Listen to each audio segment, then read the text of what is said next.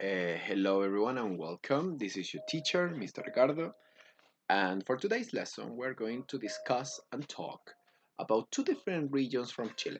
So today we finally finished the different five natural zones from Chile. So today we're going to work, first of all, on the southern zone, and then we're going to continue with the austral zone. The idea for today, because these two regions are very similar in some senses, is to also to compare and contrast some of the differences and the impact, especially of the climate and the relief on things like, for example, biodiversity, the population, etc. So that is the lesson for today. And first, we need to look at the glossary of vocabulary. So, see you boys.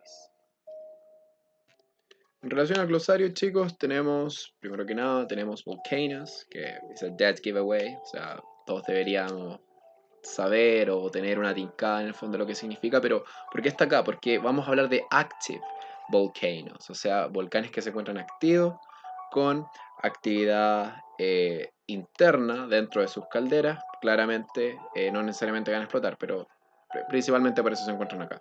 Tenemos también sink, que tiene que ver con hundirse, probablemente lo vamos a ver más adelante cuando hablemos de las islas que aparecen dentro del territorio del Southern Zone y Austral Zone.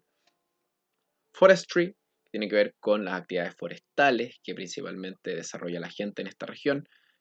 Indigenous Population, que tiene que ver con los pueblos originarios. Landscape, que es another dead giveaway, algo que deberíamos saber, pero es el paisaje. Vamos a hablar mucho de paisaje en esta clase.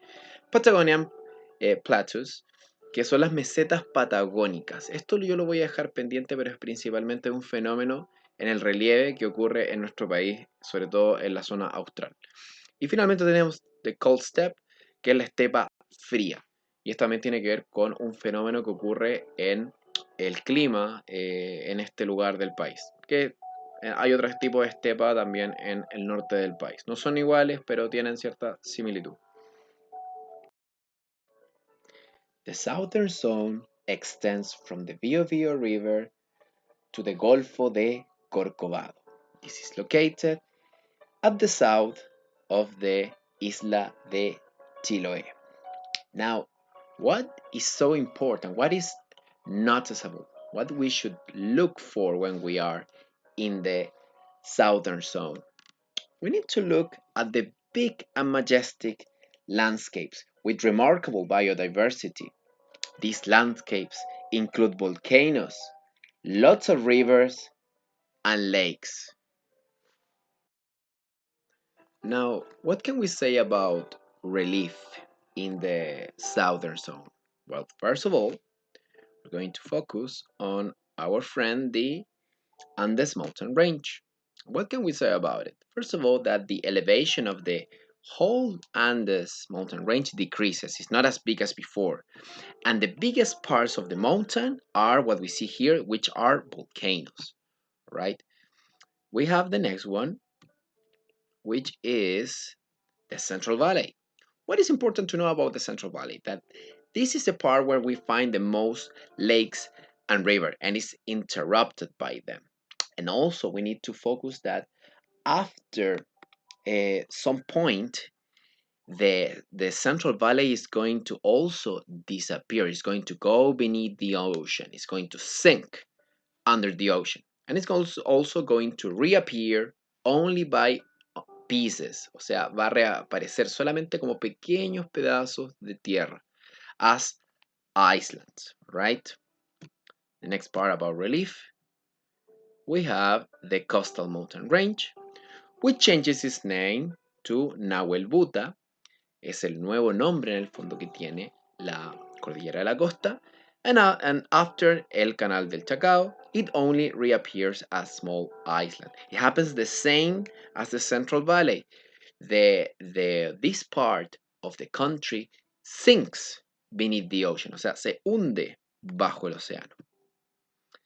And finally, we have the coastal plains for this part of the region, which are extensive, especially in El Golfo de Arauco. They also disappear further south.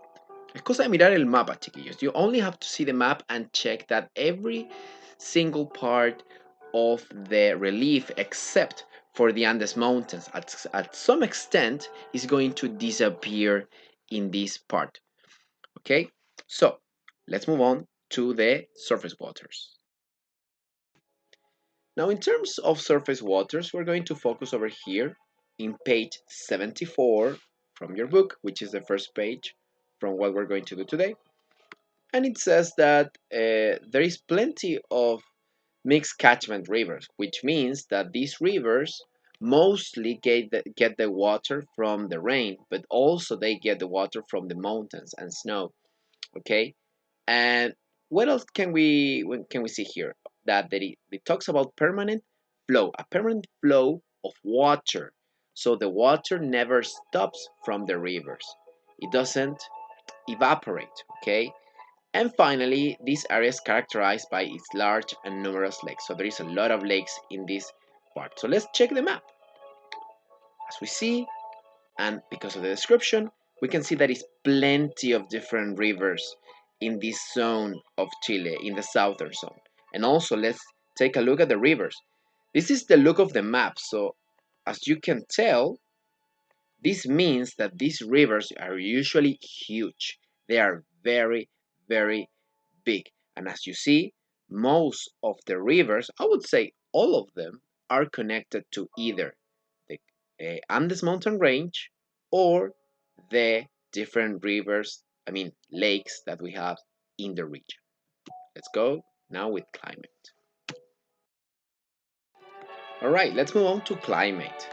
Now, what do we know about this area in terms of climate? First of all, that is dominated by a temperate, rainy climate on the coast and valley. So the temperatures are mostly are not as cold as in the austral zone, but it rains a lot. And what is important that the cold mountain climate in the Andes mountain range. So the climate of the Andes mountain range is very, very, very cold, as we can see here. The climate in the southern zone. And finally, the rainfall is abundant, which means that we have a lot of rain in this region. And further south, the amount of rainfall increases and temperatures drop progressively, which means that the temperatures are going to drop. O sea, las temperaturas bajan mucho en esta última parte. And as we can tell by the colors and you read the key and description, you're going to see that especially in this part, the temperatures become very, very, very cold.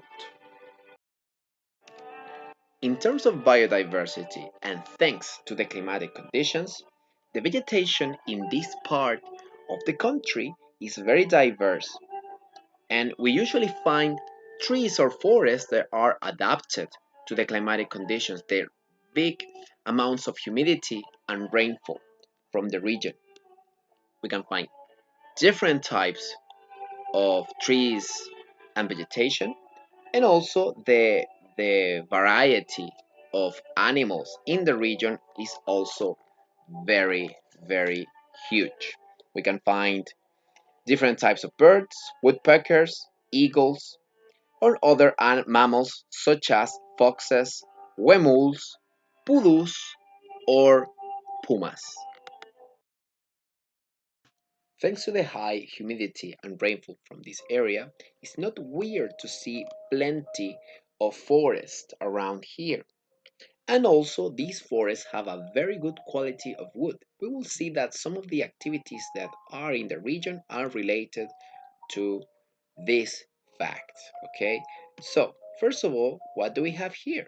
We have that the livestock production is one of the main activities in the region, in the southern zone. What other activities people do? They of course do agriculture as well. Remember, if they have the livestock production, they have the animals, of course they're going to move forward also with agriculture. And this is another one that is very important, which is the forestry, which is the science not only of cutting trees. Esto no es solamente el cortar árboles, sino que también es la ciencia de la preservación, the preservation of the forest. All right. Next one. let's see now. How about the population? What people do we find here? We of course find the Mapuches, all right, the indigenous people from our country, and also we can find lots of different immigrants from different nations. For example, we're able to find immigrants from Italy, from Switzerland, and of course Germany, Deutschland. For the next part, let's check some of the main cities of the southern zone. We find cities like Temuco, Valdivia, Osorno, and finally the city of Puerto Montt. So we're going to stop right here with the southern zone and we're moving forward with the austral zone. O sea, chicos, para resumir, ¿cuáles son las características más importantes de lo que vimos del Southern Zone? Específicamente, que el relieve de relief empieza a ser mucho más accidentado, sobre todo en lo que tiene que ver con el Central Valley, que es lo que sucede, como se empieza a fragmentar cada vez más el continente, empieza a aparecer en pequeñas islas, ve la cordillera de la costa y la de los Andes se hace cada vez más pequeña, y empezamos a apreciar más volcanes sobre todo en la cordillera de los Andes, en términos de clima y en términos de aguas. Empezamos a ver más lluvia, más lagos, más ríos, y también esto trae consigo una gran cantidad de biodiversidad al ambiente. Recordar también que en términos de población hay diferentes actividades como las que vimos previamente y también cuáles son las ciudades principales de la región. For the next region, the Austral Zone extends from El Golfo de Corcovado back deep into the south till the Chilean Antarctic territory. Now, how can we identify this region? Because of its cold, very cold temperatures and imposing landscapes, in which we can usually see glaciers, and we also are able to see among this region huge lakes and rivers. It is easy to identify and is a very, very beautiful place, but not suitable for what? For people to live. So, before anything else, let's move on and let's learn about the austral zone. In terms of relief, we will discover that relief is not what we are used to in the rest of the country. It's very particular over here, and we're going to see why. As we see right now, these are the Andes Mountains. Now, the Andes Mountains in this part of the country are usually fragmented by ice, and a part of the Andes Mountains as well, of the Andes Mountain Range, appears in the ocean as single islands, archipelagos, peninsulas, and even fjords, right? Uh, Now, it's difficult to discuss the rest because the Central Valley and the coastal mountain range, and even the coastal plains absolutely disappear in this part of the country. O sea, las planicies costeras no, o sea, las planicies litorales no aparecen en esta parte del país, desaparecen. And in terms of the Central Valley o la depresión intermedia, it only appears as a group of islands in the center, or at least in that part of the country. The coastal mountain range also appears as small island, and as we see over here, it appears also as fjords. They are in this part of the country. There is a new thing though. There is a new relief formation, which is the Patagonian Plateaus, right? And this sort of new formation, new characteristic of the austral zone is characterized by these two things. It appears in the east of the Andes and is characterized by its flat lands, right? As we see over here, the flat lands even are very close related, or we could think that these are very similar to the ones that we can find in the uh, near north or even the far north, just because of the look, but the climatic conditions are different. In terms of surface waters, the rivers in this area originate in the eastern sector of the Andes. They are high flow, which means that que tienen un caudal o tienen una gran potencia y tienen una gran cantidad de agua. Now, what do we see over here? We see large lakes and also ice fields. Remember that field significa un campo, which means that we see extensive territories covered with ice. And as you could think over here, because of what we have over here, a topographic profile, we can try to track how the water goes through the Chilean territory and also focus over here because this is one of the last parts of the Andes Mountains and how things could be over there. Also, you can take a look at the map. I think it's not necessary to go that deep because as we can see over here, there is plenty of place where the rivers can go through the ocean.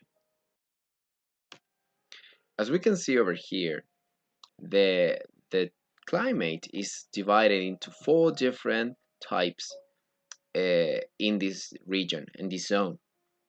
What is the meaning of that? That, for example, in the coast, there is a temperate, rainy climate characterized by low temperatures and constant wind. That means that the temperatures or the climate is very, very, very similar to the one that we have in the previous zone. But what is the difference? The constant wind. That is another big characteristic about this region. Now, look at here. Read with me. The strip of territory located at the east of the Andes Mountain has a cold, steep climate. What is the cold, steep climate? Low temperatures, very strong winds, little rain, but if it's not raining, it's snowing, right? That is the difference. The islands that we were discussing before in the Austral zone have a tundra climate, which means that they have low temperatures, a lot of rainfall, and this rainfall usually creates swamps, right? O sea, pantanos. And finally, for the Antarctic territory, we have the polar climate, which means that there is lots of snow, very, very low temperatures all the year, right? Usually this place, if you think you can go there in summer and take your shirt off, no, no, no, sir, you cannot do that. Now, for the last part, we're going to discuss about the population and the austral zone. First of all, this place of the country has a great pampas, and this has favored the development of sheep breeding in the austral zone, which is one of the main activities of the population around this zone. Now, which cities can we see in this place? We can see, for example, the place of Puerto Aysén, Coyhaique, or even Punta Arenas.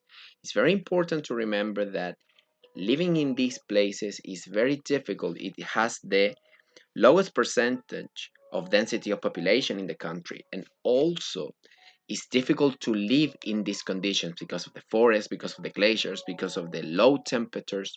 So that is the reason why people live here, but not as many as in other places of the country.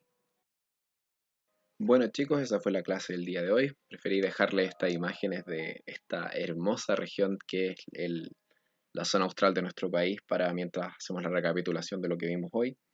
Recordar pequeñas cosas, recordar de que en términos de relieve está muy fragmentado nuestro país en este lugar.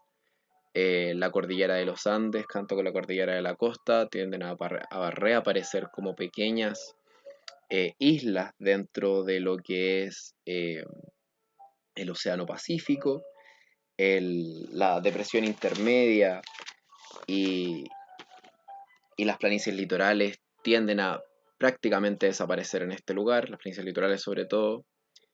Y tenemos también las mesetas patagónicas que tienen como gran característica el que parezcan ser terrenos planos y extensos.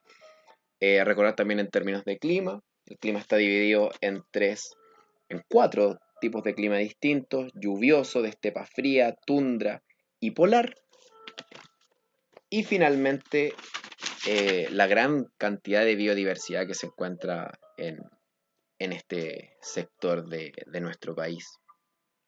Recordar también parte de las ciudades como la que estamos viendo ahora, la de Puerto Natales, también está la de Punta Arenas, Puerto Aysén, Coyhaique, y recordar de que el motivo por el cual estas ciudades eh, tienen una poca cantidad de gente viviendo, tienen una densidad de población bastante pequeña, se da específicamente porque las condiciones para vivir en el sur de Chile son difíciles, el país está desconectado y en general las condiciones climáticas son bastante complejas. Bueno chicos, los dejo. Esta fue la clase de hoy. Ya terminamos todo lo que es nuestro país, las 5 zonas naturales. Vamos a seguir un siguiente tópico la próxima semana. Felicidades a todos por pasar por todo este gran viaje. Fue bastante lo que tuvimos que ver, sobre todo en esta clase en particular. Recuerden que cualquier duda, pregunta, consulta, pueden enviarme un mail, yo les respondo. Y dentro de todo, pasen un buen fin de semana. Nos vemos, chiquillos.